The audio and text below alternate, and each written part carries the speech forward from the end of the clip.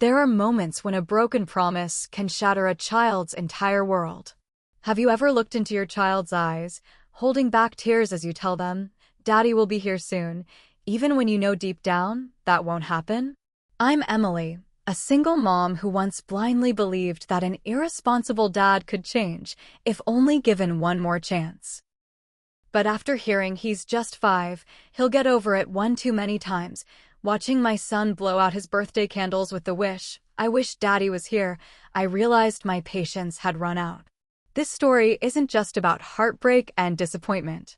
It's about the fierce battle between forgiveness, hope, and the fight to protect a child from promises that disappear into thin air.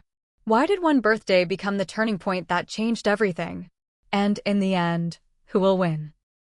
The dad who keeps letting us down, or the mom who finally says enough? Before we begin, let us know in the comments where you're watching from. Enjoy the video. My name is Emily. I'm 30 years old, living in a small, restless city that never quite sleeps.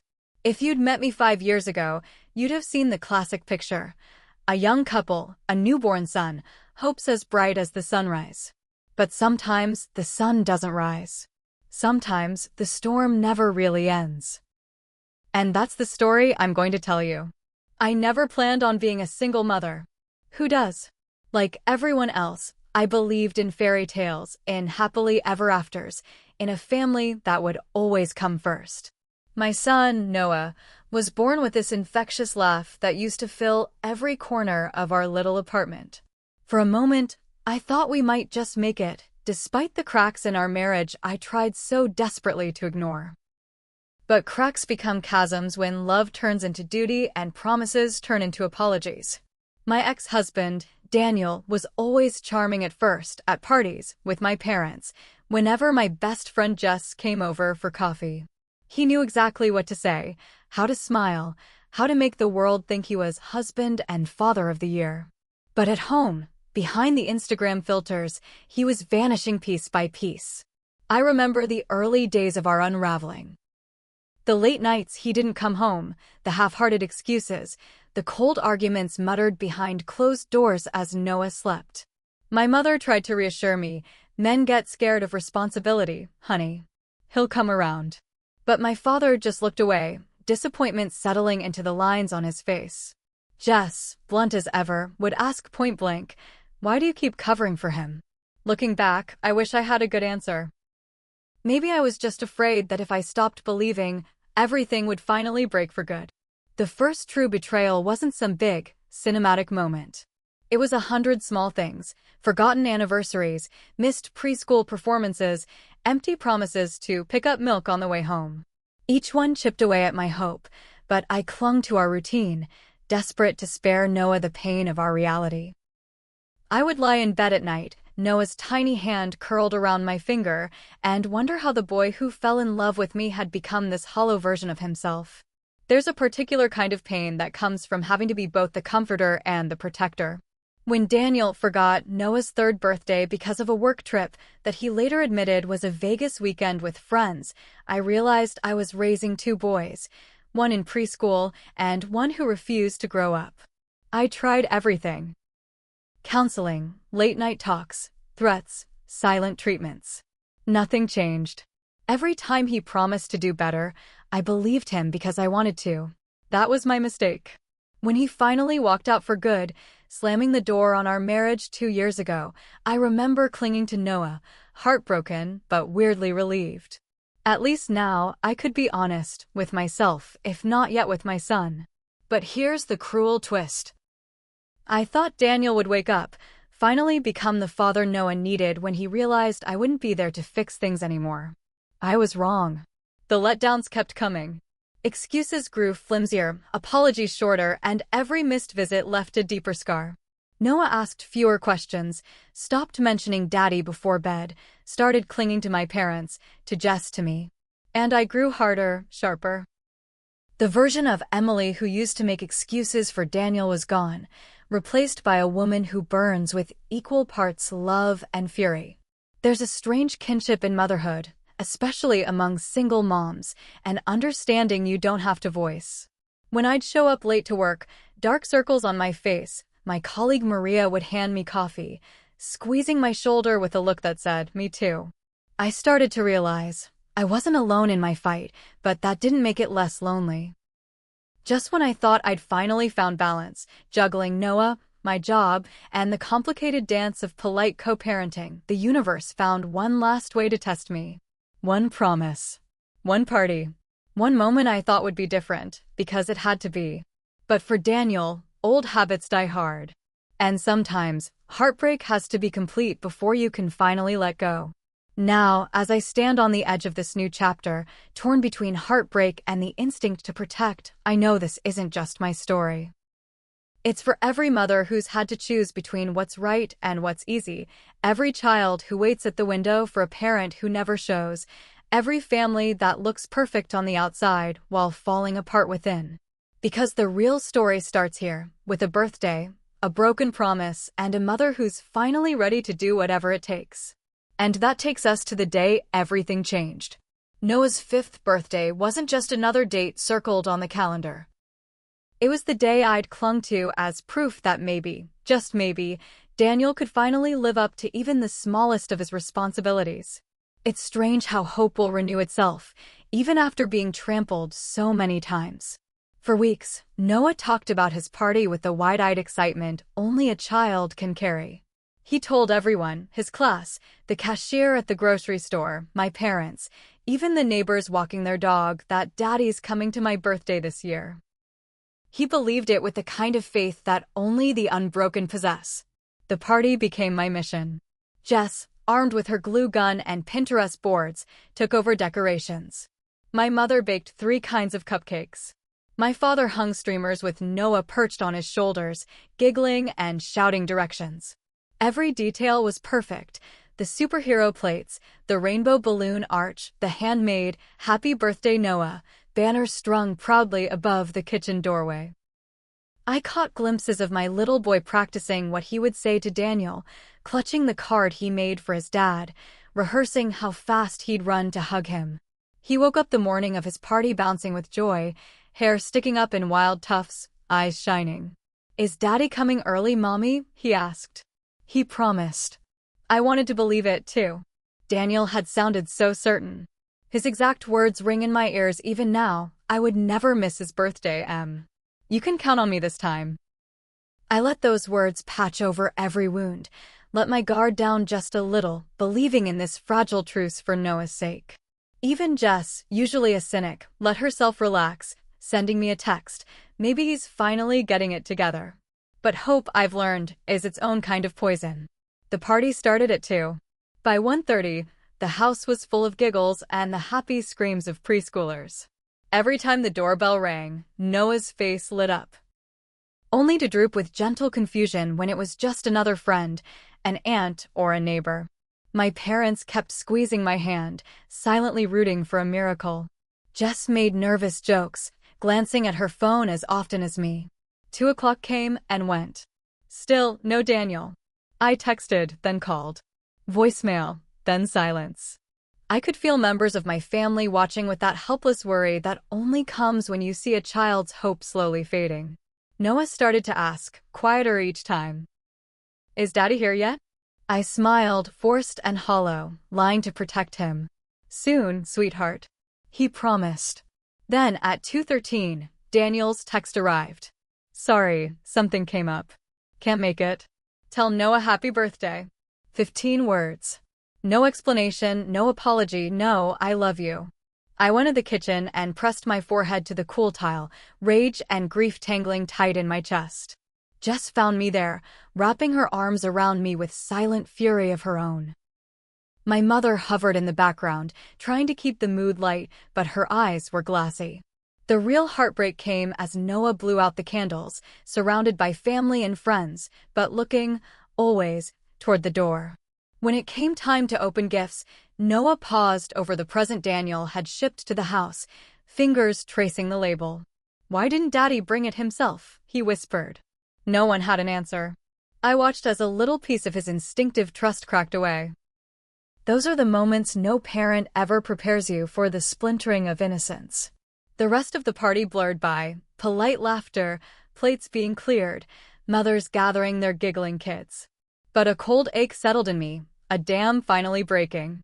Later, as the house emptied and night slid across the windows, Noah crawled onto my lap, quiet and heavy. "Mommy, do you think Daddy forgot my birthday?" My heart screamed, but my voice was a whisper. "No, honey, he just got busy." I held him tighter, silently vowing that I would never let my son mistake neglect for fate. That day, every witness, my parents, Jess, even distant relatives, saw it all. The way Noah's shoulders slumped, the way the celebration soured into a silent ache. Jess, closing the door behind the last guest, muttered, "You deserve better. Noah deserves the world." My father, never one for words, rested a gentle hand on my shoulder in silent agreement. But the worst truth hit after midnight, when my phone buzzed with a message from a mutual friend, a snapshot of Daniel, all smiles with some new girlfriend at a lakeside resort. The timestamp matched Noah's party. That image shattered the last pieces of justification I had left. It wasn't an emergency. It wasn't work. It was a choice, a decision to chase pleasure at the expense of a promise to a 5-year-old boy. That's when the expectation finally, fully collapsed into disappointment, and disappointment into resolve. There are betrayals that change you, that heat your heartbreak into something stronger. In that moment, I knew I could never ask Noah to keep waiting at that door, not for someone who never intended to come home. Little did I know, this birthday would not only mark the end of Noah's innocent waiting, but the beginning of my own reckoning with the truth. Because sometimes, a mother's breaking point is the start of everything changing. And that's when I decided to finally fight for my son's happiness, no matter the cost. It's strange what can break you sometimes. It's not the 1,000 little letdowns, but a single undeniable truth landing in your lap at 2 a.m. That night, after the party, after Noah finally fell asleep tangled in his superhero sheets, I sat alone on the living room couch, replaying the day, the missed call, Daniel's 15-word text. I tried to soothe myself with all the excuses I'd learned to make. Maybe work pulled him away. Maybe something happened. But as mothers, we learn to sense the difference between a mishap and a pattern, a choice. The truth arrived not with a confession, but with a photo. My phone buzzed with a DM from Rachel, another mom from Noah's preschool, always in the loop, a little too eager for gossip. I almost didn't open it. But there it was, Daniel at a bright blue lake resort, arm in arm with a woman I'd never seen.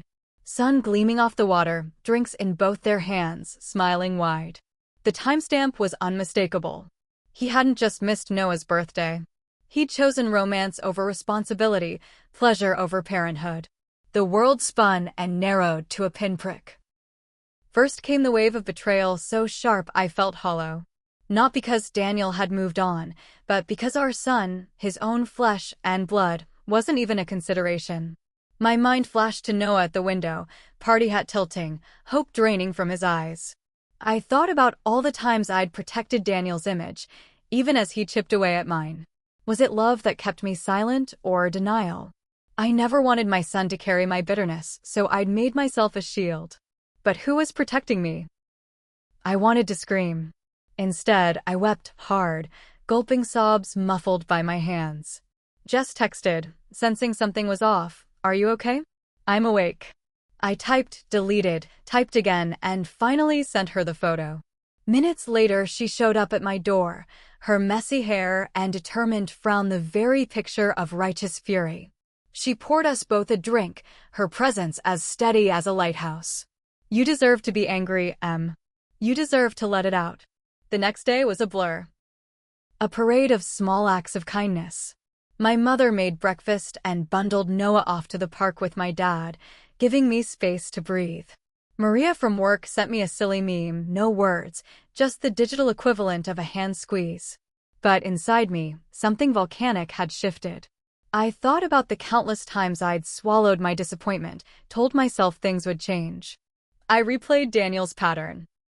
The empty promises, the casual lies, the way each selfish act left no room for anyone but him. It's one thing to mourn a broken marriage. It's another to witness your child suffer for someone else's failings. All morning, Noah pretended not to ask about Daniel, but the glances at the phone at the front door betrayed him. I hugged him longer, fighting off the sour taste of guilt and impotence. By noon, my heartbreak had hardened into something sharper: resolve. For so long, my energy went into keeping the peace, making excuses, hoping for miracles. But staring at Daniel's carefree smile in that photo, I realized no one was coming to save us. I was done being the adult for both of us. Jess and my parents rallied around me, their anger righteous and their love fierce. Jess wanted to call Daniel herself, to finally say all the things I never had the nerve to voice. My mom, always gentle, whispered, "You can let go now. No one needs your truth." Even my dad surprised me, a stoic man, never emotional, when he took my hand in his and said, quietly, "You're stronger than any of us knew." Their support was a balm, but the decision to fight for Noah, for myself, had to come from somewhere deeper. That afternoon, I began to gather every scrap of evidence: texts, missed pickups, the birthday photo. Every log a tally, every message a brick in the wall I built around my boy's heart to keep him safe. All the pain, the heartbreak, the raw humiliation, they became fuel for something new. That was the moment I grew up. No more illusions, no more waiting for Daniel to become the man I needed, no one needed. It was time to draw the line, to set boundaries nobody could cross. Motherhood is messy, a wild, unyielding love that forges you in the fire of sacrifice and, finally, rage. And so, ready or not, I prepared myself for war. Because sometimes, protecting your child means letting go of every yesterday, every maybe next time, and standing, finally, in your own truth. But facing Daniel and my own fears was a battle I knew would test every limit. And that was only the beginning. The next step would be the hardest yet, deciding how far I was willing to go to keep Noah's heart safe, even if it meant breaking mine all over again. Being a single mother means living on a wire. Balancing love and discipline, sacrifice and self-respect, hope and cold reality. In the weeks following Noah's birthday, I walked that wire more carefully than ever.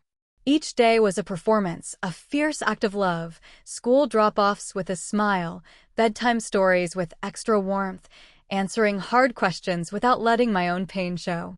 All the while, I felt a relentless weight pressing against my chest, a sense of dread mixed with a quiet rage. I wanted so badly to shield Noah from heartbreak, to preserve his childhood innocence just a bit longer. But how could I, when Daniel's absence and broken promises cast such long shadows? Every conversation was layered with tension. Noah would ask if Dad was coming this weekend, hope flickering across his face, and I'd force cheerfulness into my answer, "We'll see, sweetheart." Inside, the anger simmered.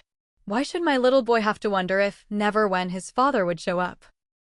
Jess, ever the pragmatic friend, pushed me to stop making excuses. "Emily, you're carrying him again. For once, let Daniel face the cost of what he's done." It was so easy to say, so hard to do. I tried to keep the peace for Noah's sake. There were fleeting moments when Daniel called, promising he'd do better, vowing to make the next visit, swearing this time would be different. And I almost wanted to believe him. I was exhausted, bone-deep tired from holding everything together. My parents stood by me, always willing to help with Noah, but even they grew quieter, sadness lining their faces. My mother, who used to urge me to give Daniel time, now watched Noah's heartbreak with a silent, protective sorrow. But it wasn't just emotional pain, it was logistical chaos. I lost count of the times Daniel forgot to pick Noah up from preschool and the frantic calls from the front desk. There was the Saturday Noah waited, backpack on, for nearly an hour before I raced out of work to bring him home. There was Noah's Father's Day breakfast, a table set for two, only one chair filled. Each time, Daniel's excuses grew hollower and my tolerance thinner. One evening, after I finally settled Noah into bed and stood watching his small chest rise and fall, something in me snapped. I realized I'd spent 2 years waiting for Daniel to change. Waiting for him to become a father so I could stop having to be both parents at once. But waiting was destroying us both. It was time to take back control, not just for me but for Noah, for his right to stability, to honesty, to a parent who actually showed up. The thought of legal action terrified me. I'd never set foot in a lawyer's office before, and the idea of dragging my son's father to court went against everything I hoped for our family. But as I sorted through weeks of texts, missed pickups, and a folder of screenshots, proof after proof of Daniel's pattern, I knew this wasn't about revenge.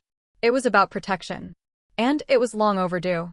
Jess came with me to the initial consultation, a silent anchor as I spilled the story to a woman in glasses who took notes and nodded, never shocked.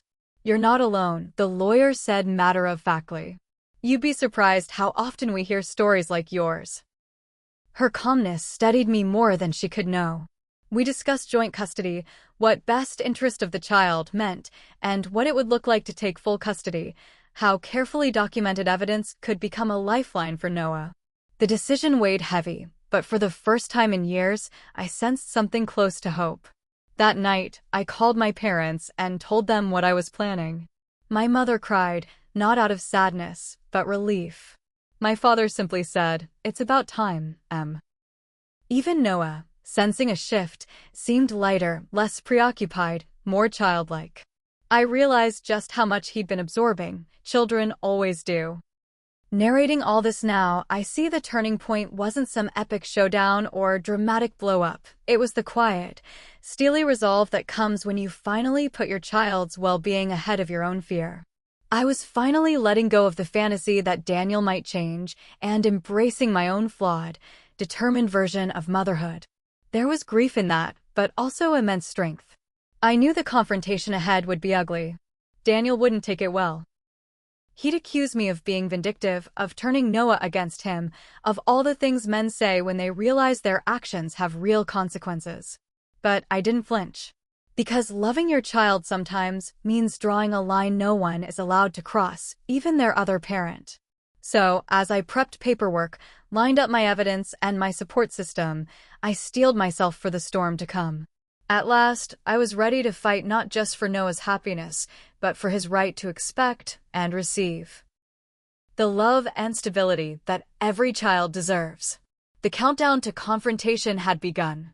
But little did I know, the hardest battles were still waiting, just around the corner. The day I finally called Daniel, something inside me braced itself, as if I knew all hell was about to break loose. I wasn't just picking up a phone. I was summoning years of hurt, dashed hopes, and broken promises into one moment of reckoning. His voice on the other end was casual, too casual. As if nothing had happened. My calm was a fragile mask as I cut straight to the heart of the matter. Why did you miss Noah's birthday? Why didn't you even try to call him? At first, Daniel fumbled, stumbling over vague excuses about work emergencies and things out of his control. But I pushed harder, refusing to let his words slip away unchallenged.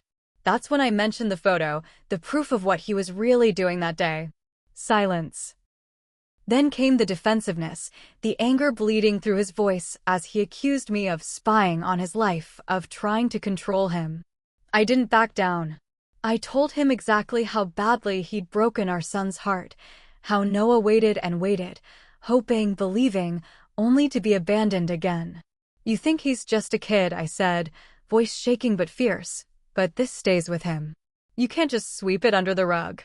There was a pause, and then a bitter laugh, too bitter to be real. He scoffed at the idea that missing one birthday deserved a custody battle, as if the pain and pattern were invisible to him. But I was done making excuses for him. I told him I'd already contacted a lawyer and was filing for full custody. The silence on the line was deafening. Then, like a switch flipped, his anger exploded into a storm of insults and accusations against me, calling me every name in the book. I listened silent, letting the hurricane pass. When he realized his rage wasn't changing anything, the tone shifted. From fury to desperation, Daniel begged me, not just traditional apologies, but tears, promises, a litany of what he'd do to fix this. Therapy, quitting dating apps, showing up consistently. But years of broken promises made his words hollow in my ears. My heart twisted, watching a man who'd cried so little in our marriage now break down into tears over the possibility of losing his son. I offered him no relief. I told him this wasn't about anger, but about protecting Noah's well-being. If you want back in his life, it's going to take more than words. It's going to take real change, and a lot of it. Before hanging up, Daniel begged one last time, could he see Noah, just to say goodnight? I hesitated but agreed, setting strict conditions. When he showed up that night, a broken man, Noah's face lit up in a way that broke my heart all over again. The hug was brief, full of awkward silence and half-words, two broken people trying to find a sliver of connection in a shattered family. Afterward, as I watched Daniel walk away, tears welled in my eyes, not for him, but for the boy caught in the middle of two worlds. Jess and my parents were my anchors when I needed them most. Jess, fierce and protective, reminded me, this is your fight, Em. Don't let him gaslight you. My mother, quietly strong, held my hand and whispered, you're doing right by Noah. That night, as the storm inside me settled just a little, I realized this battle was far from over. But I was ready. Not because I wanted war, but because I wouldn't let my son's heart be broken any longer. And as the legal process loomed, the choices ahead promised more pain, but also, maybe, a chance for real healing. The final test was coming, and I would be ready. That leads us to the courtroom, where the future for Noah and me would be decided.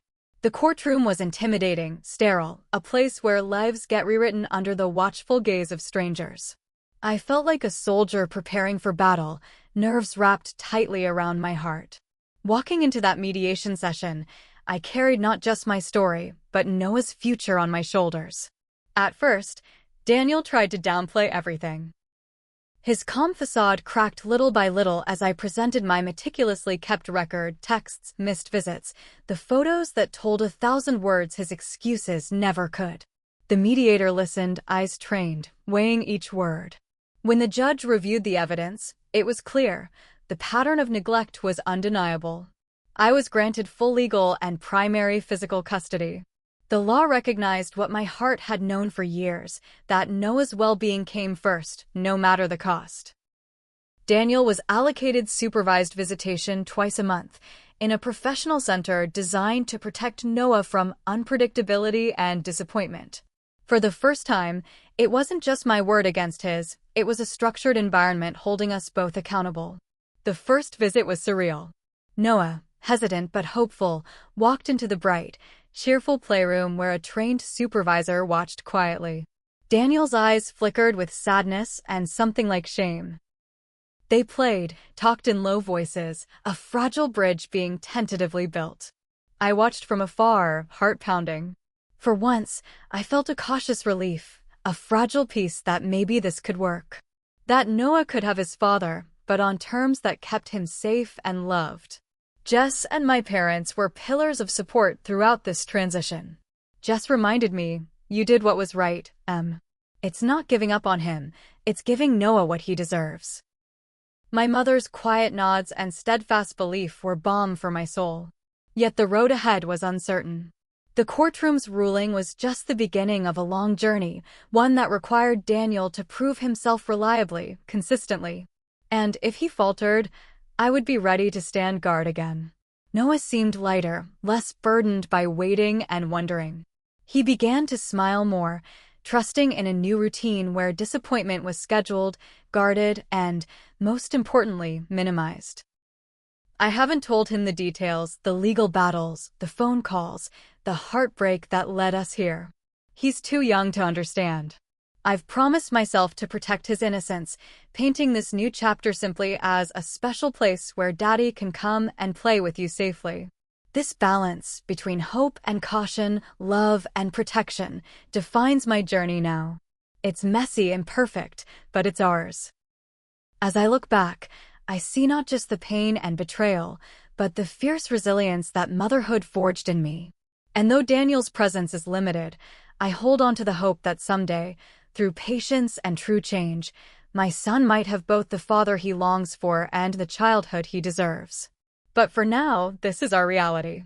And I am proud of the battles fought, the boundaries set, and the love fiercely protected. And so our story continues. Not as a perfect family, but as a family that refuses to give up. Thank you so much for taking the time to watch this video. Your support truly means the world to me. If you found this story meaningful or helpful, please consider liking, sharing, and subscribing. It really helps the channel grow and reach more people. And I'd love to hear your thoughts, so feel free to leave a comment below with any feedback or suggestions. Together, we can make this space even better. Thanks again for being here.